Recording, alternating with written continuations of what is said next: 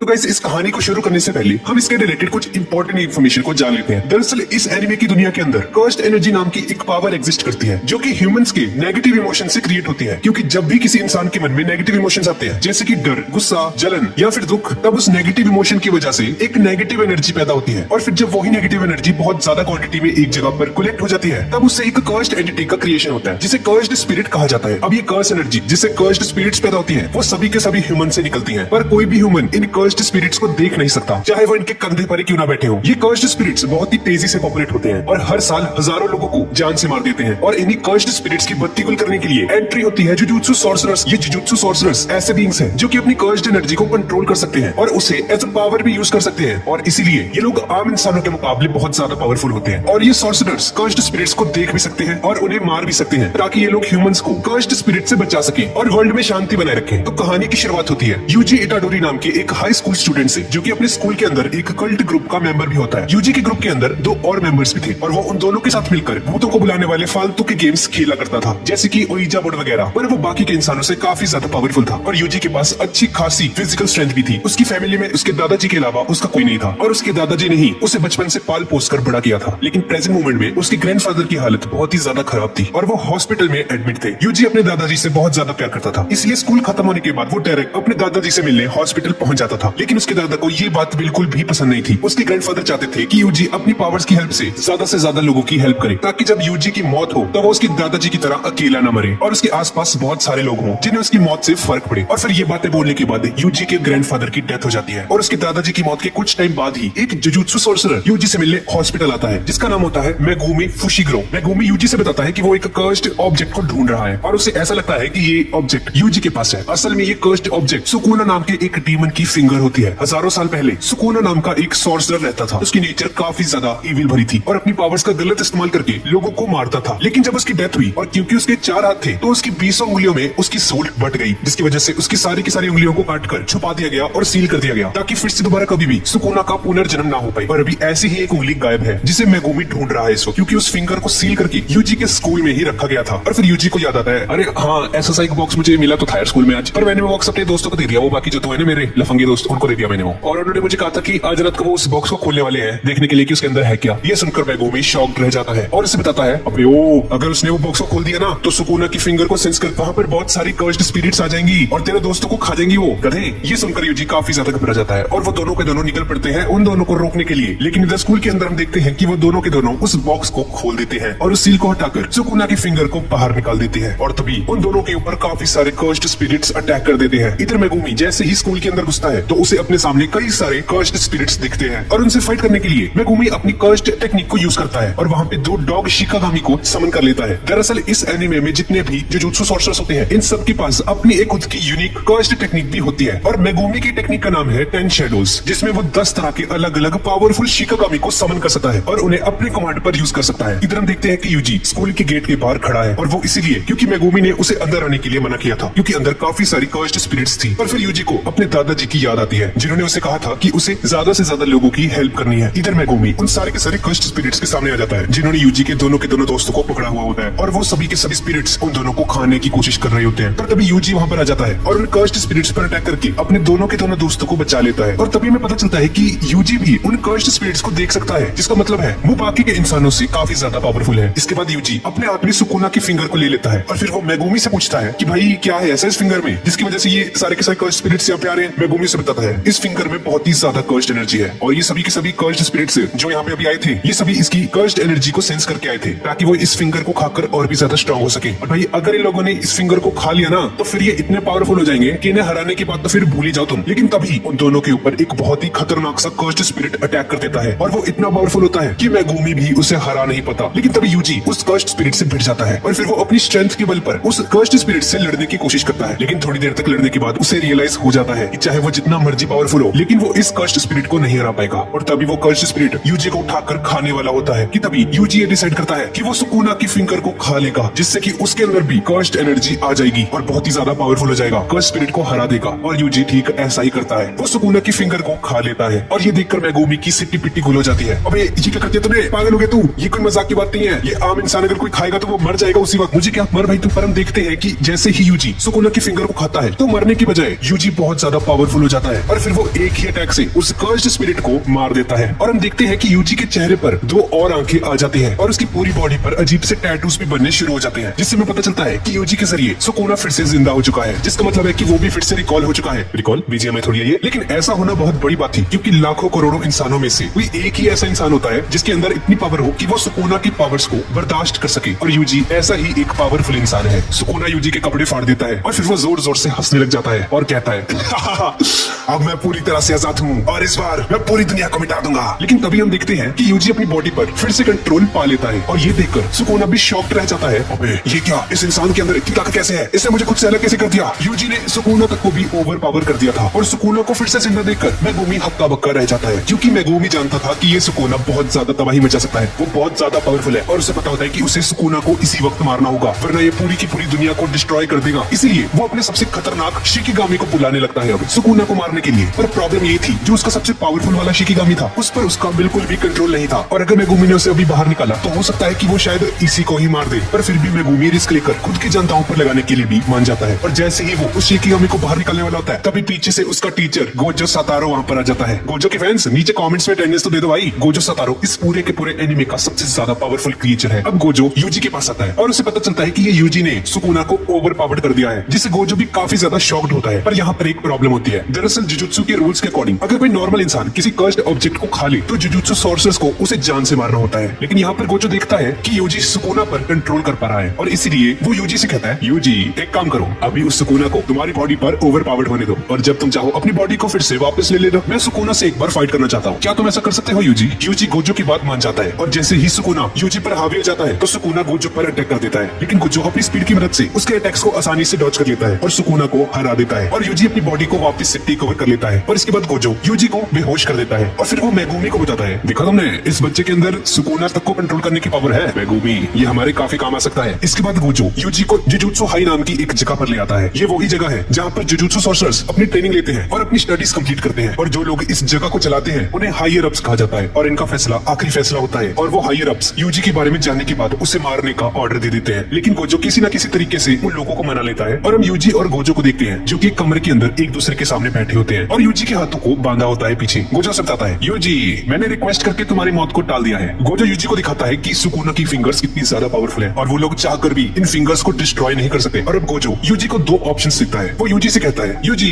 पहला ऑप्शन तो ये है कि तुम यहीं पर मर जाओ जैसा कि उन हायर अप्स ने तुम्हारे लिए फैसला किया है, लेकिन रुको रुको, मैं तुम्हें एक दूसरा ऑप्शन भी देता हूँ। दूसरा ऑप्शन ये है कि तुम सुकूना की सारी फिंगर्स को एक एक कर खा लो और फिर जब वो 20 की 20 उंगलियां तुम्हारे अंदर होंगी तो हम तुम्हें खत्म कर दें, जिससे कि सुकूना भी पूरी तरह से खत्म हो जाएगा। तो फिर बताओ तुम्हें दोनों में से कौन सा ऑप्शन ज्यादा बढ़िया लगता है? ये सुनकर यूजी डिसाइड करता है कि वो सुकूना की फिंगर्स को खा जाएगा और सेकंड ऑप्शन को चूज करता है। दरअसल यूजी सोच रहा होता है कि अगर उसकी मौत से एक इतना खतरनाक पावरफुल क्रीचर मरने जा रहा है तो उससे ह्यूमैनिटी का काफी ज्यादा फायदा होगा। यूजी गोजो के प्लान के लिए मान जाता है। इसके बाद गोजो यूजी को अपने साथ ले जाता है और प्रिंसिपल यागा के साथ इंटरव्यू करवाकर उसका जुजुत्सु हाई में एडमिशन करवा देता है, जिसके बाद यूजी को जुजुत्सु हाई के अंदर फर्स्ट ईयर में डाला जाता है। यहाँ फर्स्ट ईयर के अंदर उसके साथ दो और स्टूडेंट्स भी होते हैं, जिसमें एक होता है मेगुमी और दूसरी होती है नोबारा। मेगुमी गोजो का पुराना स्टूडेंट होता है जबकि यूजी और नोबारा न्यू स्टूडेंट्स होते हैं, इसलिए गोजो उन दोनों का एक टेस्ट लेने का डिसाइड करता है और इसके लिए वो उन दोनों को एक भूतिया बिल्डिंग के अंदर भेजता है जहाँ पर उन्हें कर्स्ड स्पिरिट्स को मारना होगा। यहीं पर यूजी को एक कर्स्ड टूल भी दिया जाता है, वो इसलिए क्योंकि अभी तक यूजी के अंदर कोई भी कर्स्ड एनर्जी नहीं है और उसने उस एनर्जी को इस्तेमाल करना नहीं सीखा है। ये कर्स्ड टूल ऐसे वेपन्स होते हैं जिससे कर्स्ड स्पिरिट्स को नुकसान पहुंचाया जा सकता है, क्योंकि नॉर्मल वेपन्स इन कर्स्ड स्पिरिट्स के ऊपर कोई भी असर नहीं करते। अब अंदर जाकर यूजी और नोबारा अंदर के सभी कर्स्ड स्पिरिट्स को खत्म कर देते हैं और गोजो के टेस्ट को आसानी से पास कर देते हैं। इसके कुछ टाइम बाद जुजुत्सु स्कूल का असिस्टेंट मैनेजर जिसका नाम कियोटाका होता है वो उन तीनों से मिलने वहाँ पर आता है और वो उन्हें बताता है कि उन तीनों को एक बहुत ही बड़े मिशन पर भेजा जा रहा है और उस मिशन पर जाने से पहले कियोटाका उन्हें कुछ बातें समझाता है और उन तीनों से कहता है कि अंदर जाकर उन तीनों का मुकाबला अलग अलग ग्रेड्स के कर्स्ड स्पिरिट से होने वाला है। दरअसल ये जो भी कर्स्ड स्पिरिट्स होते हैं उन्हें ग्रेड में बांटा जाता है। ग्रेड 4 के कर्स्ड स्पिरिट्स के लिए एक लकड़ी का बैट भी काफी रहेगा, ग्रेड 3 के लिए एक हैंडगन, ग्रेड 2 वाले थोड़े और ज्यादा पावरफुल होते हैं और ग्रेड 1 वालों के लिए तो एक टैंक भी इनसफिशिएंट रहेगा उन्हें मारने के लिए। और ग्रेड 1 की कर्स्ड स्पिरिट से बहुत ही कम लोग मुकाबला कर सकते हैं, लेकिन कुछ स्पेशल ग्रेड्स वाले कर्स्ड स्पिरिट्स भी होते हैं और इनकी पावर एक्सट्रीमली हाई होती है, जिन्हें स्पेशल ग्रेड में रखा जाता है जो कि सभी के सभी ग्रेड से ऊपर होते हैं। और जैसा कि इन कर्स्ड स्पिरिट्स को ग्रेड्स में बांटा गया है वैसे ही जुजुत्सु सॉर्सर्स को भी ग्रेड्स में बांटा जाता है। अब ये सारी इन्फॉर्मेशन देने के बाद कियोटाका उन्हें मिशन पर भेज देता है और अंदर आने के बाद उनका मुकाबला सीधा ही एक स्पेशल ग्रेड वाले कर्स्ड स्पिरिट से हो जाता है। इस कर्स्ड स्पिरिट ने भी सुकूना की एक फिंगर खाई थी, जिसकी वजह से इसके अंदर इतनी ज्यादा पावर आ गई थी कि वो एक स्पेशल ग्रेड कर्स्ड स्पिरिट बन गया था। वो दोनों उस पर हमला करते हैं, लेकिन वो कर्स्ड स्पिरिट बहुत ही ज्यादा पावरफुल होता है और वो उसे नहीं हरा पाते और तो और वो यूजी और मेगुमी को काफी हद तक घायल कर देता है। इसलिए अब यूजी को सुकुना को बुलाना पड़ता है और उनकी मदद करने के लिए कहता है। पर सुकुना यूजी से कहता है, तो तुम चाहते हो मैं तुम्हारी मदद करूं, लेकिन अगर मैं बाहर आ गया तो मैं तुम्हारे दोनों दोस्तों को भी खत्म कर दूंगा इस कर्स्ड स्पिरिट के साथ साथ। तो बोलो क्या तुम्हें ये मंजूर है? ये सुनकर यूजी मेगुमी से कहता है, सुन मेगुमी, तुम नोबारा को लेकर यहाँ से बाहर निकल जाओ। ये कर्स मेगुमी के डिवाइन डॉग के टुकड़े कर देता है और यूजी का एक हाथ भी काट देता है। दूसरी तरफ नोबारा एक ऐसी जगह पर फंस गई थी जहाँ पर हर जगह अजीब से मास्क उड़ रहे थे हवा में। एक स्पिरिट नोबारा को खाने ही वाली होती है कि तभी मेगुमी वहाँ आकर उसको बचा लेता है। इसके बाद वो लोग वहाँ से निकल जाते हैं। नोबारा को हॉस्पिटल ले जाया जाता है, लेकिन मेगुमी यूजी के लिए यहीं पर रुक जाता है। बिल्डिंग के अंदर हम देखते हैं कि यूजी सुकुना को अपनी बॉडी का कंट्रोल दे देता है, जिससे सुकुना आसानी से उस स्पेशल ग्रेड की कर्स्ड स्पिरिट को मार देता है और उसके पास से अपनी उंगली भी ले लेता है जो उस कर्स्ड स्पिरिट ने खाई थी। पर इस बार हम लोग देखते हैं कि पहले की तरह यूजी अपनी बॉडी पर वापस से कंट्रोल नहीं पा पाता, यानी कि अब सुकुना जो चाहे वो कर सकता है। सुकुना पहले तो अचानक से मेगुमी के पास आ जाता है और फिर सुकुना यूजी की बॉडी में से उसका दिल बाहर निकाल देता है, ताकि अगर यूजी वापस से कंट्रोल उससे ले भी ले उसकी बॉडी का, तो दिल ना होने की वजह से उसकी तुरंत ही मौत हो जाए। ऊपर से सुकुना अपनी एक और फिंगर भी खा लेता है, जिससे उसकी पावर और भी ज्यादा बढ़ जाती है। अब ये देखकर मेगुमी हैरान रह जाता है और यूजी को रोकने के लिए मेगुमी उस पर अटैक कर देता है, लेकिन सुकुना बहुत ही आसानी से उसे हराने लगता है। मेगुमी उस पर अपनी 10 शैडो टेक्निक यूज करता है। अब मेगुमी अपने सबसे पावरफुल शिकिगामी को बुलाने लगता है बाहर, क्योंकि वो समझ जाता है वो सुकुना को अकेले नहीं हरा सकता और इसलिए अब उसे अपना सेक्रीफाइस करके सुकुना को यहीं पर मार देना होगा। लेकिन अपने सबसे पावरफुल शिकिगामी को समन करने से पहले ही यूजी अपनी बॉडी सुकुना से वापस ले लेता है, लेकिन जैसे ही यूजी वापस आता है तो दिल ना होने की वजह से यूजी नीचे जमीन पर गिर जाता है और उसकी मौत हो जाती है। दूसरी तरफ हम एक अजीब से आदमी को देखते हैं जिसके साथ 3 कर्स्ड स्पिरिट्स होती है। ये लोग एक कैफे के अंदर जाते हैं और वहाँ पर सुकुना की उंगलियों के बारे में बात करते हैं। ये लोग असल में दुनिया पर राज करना चाहते हैं, जिसके लिए इन्हें 2 काम करने होंगे। सबसे पहले तो गोजो को रास्ते से हटाना होगा उसे मारकर, और सुकुना को अपनी तरफ करना होगा। इधर दूसरी तरफ जब गोजो को ये पता चलता है कि यूजी की मौत हो चुकी है और उसे और उसकी टीम को एक स्पेशल कर्स से लड़ने के लिए भेजा गया था, तो ये सब सुनकर वो समझ जाता है कि ये हायर अप्स की एक चाल थी। उन्होंने ऐसा इसलिए किया क्योंकि वो यूजी को मारना चाहते थे। इसकी वजह से ही उन्होंने यूजी की टीम को इतने खतरनाक मिशन पर भेजा ताकि वो कर्स्ड स्पिरिट यूजी को जान से मार दे। इधर हम यूजी की बॉडी को देखते हैं, लेकिन तभी हमें ये पता चलता है कि यूजी की बॉडी के अंदर उसकी कॉन्शियसनेस अभी भी जिंदा थी, और ऐसा इसलिए क्योंकि हर एक सॉर्सरर के अंदर एक स्पेशल जगह होती है जिसे इनेट डोमेन कहा जाता है। और यूजी भी जब मरने वाला था तो मरने से पहले ही उसकी सोल सुकुना की इनेट डोमेन में आ गई थी। सुकुना के पास आने के बाद उन दोनों की आपस में फाइट होती है और उस फाइट में सुकुना यूजी को बहुत ही आसानी से हरा देता है। और यूजी को हराने के बाद सुकुना यूजी के साथ एक डील करता है और डील के अंदर वो यूजी से कहता है कि वो उसके हार्ट को ठीक करके उसे वापस जिंदा कर देगा, लेकिन इसके बदले में वो ये चाहता है कि वो जब चाहे उसकी बॉडी के ऊपर टेक ओवर कर सकता है और अपनी मर्जी से बाहर आ सके, लेकिन ऐसा वो सिर्फ 1 ही मिनट के लिए करेगा और इसके लिए यूजी को एक्सटेंशन वर्ड बोलना पड़ेगा। और दूसरी शर्त कि यूजी इस डील के बारे में भूल जाएगा, मतलब उसे कुछ भी याद नहीं रहेगा कि उसके साथ क्या डील हुई है। यूजी वैसे भी मरने वाला होता है, इसलिए वो इस डील को एक्सेप्ट कर लेता है। बस वो सुकुना से ये कहता है कि वो वादा करे उससे कि वो यूजी की बॉडी पर कब्जा करने के बाद किसी भी इंसान को नुकसान नहीं पहुंचाएगा, तो उसे उसकी इस डील से कोई दिक्कत नहीं है। सुकुना उसकी बात से मान जाता है और उनके बीच में ये डील हो जाती है और इसके बाद ये दोनों ही इसका एक बाउंडिंग वाव लेते हैं, जो कि बेसिकली एक कॉन्ट्रैक्ट की तरह है इन दोनों के बीच में, और इस कॉन्ट्रैक्ट को ना ही यूजी तोड़ सकता है ना ही सुकुना। इसके बाद हम देखते हैं कि यूजी फिर से जिंदा हो जाता है और उसकी बॉडी के सारे घाव भी भर जाते हैं और उसके पास खड़ी एक नर्स उसे वापस से जिंदा होता हुआ देखकर शॉक्ड रह जाती है। इसके बाद गोजो डॉक्टर शोगो, जो कि वही नर्स थी जिसे हमने भी देखा, उससे कहता है कि वो यूजी के जिंदा होने के बाद किसी को भी मत बताए, स्पेशली हायर अप्स में तो किसी को भी नहीं। इसके बाद गोजो यूजी को अपने साथ ले जाता है और फिर उसे एक सीक्रेट जगह पर ले जाकर वो यूजी को सिखाता है कि वो अपनी कर्स्ड एनर्जी को कैसे यूज कर सकता है और यूजी अपनी ट्रेनिंग करने लगता है कर्स्ड एनर्जी को टेम करने के लिए। और गोजो यूजी को ट्रेनिंग करता हुआ छोड़कर वहां से निकल जाता है। गोजो एक गाड़ी से जा रहा होता है, लेकिन तभी उसे ये फील होता है कि कोई उसका पीछा कर रहा है, इसलिए वो कार को रुकवाता है, उस कार से बाहर आता है और ड्राइवर को वहां से जाने के लिए बोलता है, उसे वहीं पर छोड़कर। इसके बाद हम देखते हैं कि जोको गोजो पर अटैक कर देता है और ये बंदा उसी बंदे की टीम का एक मेंबर है जिसे हमने अभी पहले देखा था उस रेस्टोरेंट में। जोको गोजो से वहां पर लड़ने के लिए इसीलिए आता है क्योंकि वो उस बंदे की बात से सहमत नहीं है और उसे ऐसा लगता है कि ये गोजो इतना भी ताकतवर नहीं है, मैं इसे हरा सकता हूँ, और यही सोचकर वो गोजो को हराने के लिए वहां पर आया है। लेकिन इस लड़ाई के अंदर गोजो जोको को बहुत ही बुरी तरह से मारता है और आखिर में उसके सर को उखाड़ देता है। और फिर गोजो अपनी टेलीपोर्टेशन टेक्निक का यूज करके यूजी को भी वहां पर ले आता है जल्दी से और उसे वहां पर डोमेन एक्सपेंशन नाम का एक बहुत ही पावरफुल अटैक दिखाता है उसे। जोको के सर को उखाड़ने के बाद वो उसके सर पर लात रख देता है, लेकिन उसे मारने से पहले गोजो ये सोचता है कि आखिरकार इसे यहाँ पर भेजा किसने है। तो गाइस जोको के बाकी के मेंबर्स के बारे में भी आपको बता देता हूँ, जिनमें है हनामी, जो कि लोगों के जंगल के लिए डर से पैदा हुआ है और इसकी स्पेशल टेक्निक में ये जंगल में जैसे बहुत खूबसूरत से फूल बना देता है। तीसरा मेंबर है डैगोन, जो कि लोगों के समुद्र के डर से पैदा हुआ है और उसका डोमेन एक्सपेंशन एक बीच है। इसके बाद है माहितो, जो कि इस ग्रुप का लीडर है और ये इंसानों की आपस में जो हेट होती है उससे पैदा हुआ है और अपनी स्पेशल टेक्निक से ये लोगों के अंदर की सोल को मैनिपुलेट कर सकता है। और इस टीम का आखिरी मेंबर है गीतो, जो कि एक इंसान है, कोई कर्स्ड स्पिरिट नहीं। ये बंदा गोजो का एक टाइम पे बेस्ट फ्रेंड भी हुआ करता था, लेकिन अब सबको लगता है कि ये मर चुका है। इधर हानामी और गीतो दूर से जोगो की फाइट को देख रहे होते हैं और हानामी जोगो की हेल्प करने के बारे में सोचता है और अपनी टेक्निक की मदद से वहाँ पे एक फूलों का गार्डन बना देता है, जिससे यूजी और गोजो पूरी तरह से डिस्ट्रैक्ट हो जाते हैं उसके इल्यूजन में और हानामी जल्दी से जोगो का सर लेकर वहाँ से भाग जाता है। इसके बाद हानामी जोगो के सर को लेकर उसी बंदे के पास आता आता है और जोको उसे कहता है कि गोजो को हराना हमारे बस की बात नहीं है, वो बहुत ही ज्यादा पावरफुल है, देखो उसने मेरा क्या हाल कर दिया। ये सुनकर गेटो से कहता है, मैंने तो पहले तुमसे कहा था तुम उसे नहीं हरा सकते, मत मानो मेरी बात, मुझे क्या, जाओ और किसी को लड़ना उससे जाओ, पर मेरे पास एक दूसरा प्लान है, मैं गोजो को कैप्चर करूंगा, पर उसके लिए मुझे 31 अक्टूबर तक वेट करना होगा, क्योंकि गेटो के प्लान के अकॉर्डिंग वो 31 अक्टूबर को ही शिबुया के अंदर गोजो को कैद करेंगे, और वो भी प्रिजन रेल के अंदर। असल में ये प्रिजन रेल एक ऐसी रेल है जिसके अंदर किसी को एक बार डाल दिया जाए तो फिर चाहे कितना भी ताकतवर क्यों ना हो, वो उससे कभी भी बाहर नहीं आ सकता। और ऐसा इसीलिए पॉसिबल हो पाता है क्योंकि वो प्रिजन एक कर्स्ड ऑब्जेक्ट होता है, और जो भी उसके अंदर जाता है वो उसे एक दूसरी डायमेंशन में भेज देता है, जहाँ पर ना ही टाइम एग्जिस्ट करता है ना ही स्पेस। इसके बाद गोजो यूजी को गुडविल नाम के एक इवेंट के बारे में बताता है, और दो जुजुत्सु हाई स्कूल्स के बीच में ये कंपटीशन होने वाला है, और यूजी को उस इवेंट में पार्टिसिपेट करना होगा। अब कुछ महीने बीत जाते हैं और यूजी ने कर्स्ड एनर्जी को यूज करना सीख लिया था, और उसे टेस्ट करने के लिए गोजो यूजी को ननामी नाम के एक आदमी के साथ एक मिशन पर भेजता है। ननामी एक ग्रेड 1 का सॉर्सर है। अब ये दोनों एक क्राइम सीन को इन्वेस्टिगेट करने जाते हैं, जहाँ पर एक सिनेमा हॉल में 3 स्टूडेंट्स का मर्डर कर दिया गया था, उनके शरीर पूरी तरह से डिफॉर्म्ड हो चुके थे। अब यहाँ से नानामी को 2 चीजों के बारे में पता चलता है, पहली थी कि इस पूरे के पूरे हादसे के दौरान एक जुनपी नाम का आदमी भी वहाँ पर था, और दूसरा कि किलर ने जानबूझकर कुछ क्लूज वहाँ पर छोड़े थे। ऐसा लग रहा था कि वो चाहता था कि पुलिस उसे ढूंढ ले, और इन क्लूज का पीछा करते हुए नानामी एक सीवर तक पहुंच जाता है और अपने सामने माहितो को खड़ा हुआ देखता है। दरअसल इसी ने ही उन 3 बच्चों को मारा था। माहितो अपनी टेक्निक से इंसानों पर अजीब अजीब से एक्सपेरिमेंट्स करता रहता था, और उसने नानामी को भी यहाँ पे इसीलिए बुलाया था क्योंकि वो देखना चाहता था कि वो किसी जुजुत्सु सॉर्सरर को ट्रांसफॉर्म कर सकता है या नहीं। अब इन दोनों के बीच में बहुत ही खतरनाक लड़ाई होनी शुरू हो जाती है, और नानामी की पावर थी कि वो अपने दुश्मन की वीक पॉइंट को पहचान कर उस पर हमला करता था, और इन दोनों की फाइट में कोई भी नहीं जीतता क्योंकि माहितो एक मलबे के नीचे दब जाता है और नानामी को वहाँ से भागना पड़ता है। और इसी दौरान यूजी को उसे जंपी नाम के लड़के से पूछताछ करने के लिए भेजा जाता है, जो कि उस क्राइम सीन पर मौजूद था, और उसे पता चलता है कि ये लड़का जुनपी भी कर्स्ड स्पिरिट्स को देख सकता है, और उन लड़कों का मर्डर उसकी आंखों के सामने ही हुआ था क्योंकि वो लोग उसके स्कूल में ही पढ़ते थे और उसे काफी ज्यादा बुली करते थे। और मर्डर के बाद जुनपी माहितो से मिला था क्योंकि वो उसके काम आ सकता था। जैसा कि हम लोग जानते हैं कि इन लोगों का मकसद है सुकुना को अपनी तरफ करना, जो कि इस वक्त यूजी की बॉडी में है। इसलिए माहितो ने जंपी से कहा कि तू यूजी के साथ दोस्ती कर ले, और जब जंपी से यूजी पूछताछ करने आता है उसके पास, तो वो ऐसा ही करता है। दोनों की हॉबीज काफी सिमिलर थी, इसलिए इन दोनों में दोस्ती हो जाती है। पर यूजी को ये नहीं पता होता कि इसके पीछे जंपी की इवल इंटेंशंस हैं, और ये तो दूर से ये सब होता हुआ देख रहा था। इसके बाद वो माहितो के पास जाता है, जो कि मलबे में कुचल जाने के बाद भी जिंदा था, और गेतो और माहितो एक प्लान बनाते हैं। वो एक ऐसी सिचुएशन पैदा करेंगे जिसमें यूजी को सुकुना को अपनी पूरी बॉडी का कंट्रोल देना पड़ेगा, और फिर वो लोग कुछ ऐसा करेंगे जिससे सुकुना जरूर उनके ग्रुप में शामिल हो जाएगा। अब अगले दिन वो लोग यही करते हैं, और जुम्पी अपने स्कूल में एक बुली पर अटैक कर देता है, लेकिन तभी पीछे से माहितो वहाँ पर आकर जुम्पी को ट्रांसफॉर्म करके एक अगली सा क्रिएचर बना देता है, वो भी यूजी की आंखों के सामने ही। अब यूजी के पास ऐसी कोई भी पावर नहीं थी जिससे कि वो अपने दोस्त को नॉर्मल कर दे, और जैसा कि उन लोगों ने प्लान किया था, वो सुकुना से मदद की भीख मांगता है, और बदले में वो सुकुना को अपनी बॉडी का पूरा कंट्रोल दे देता है, ठीक जैसा माहितो चाहता था। लेकिन सुकुना इस डील को लेने से मना कर देता है क्योंकि सुकुना को यूजी को तड़पते हुए देखकर काफी ज्यादा मजा आ रहा था, और तो और उन लोगों ने पहले से ही एक डील की हुई थी जिससे सुकुना जब चाहे तब बाहर आ सकता है। लेकिन यूजी को वो डील याद नहीं थी, और तो और सुकुना को ये भी नहीं पता होता कि वो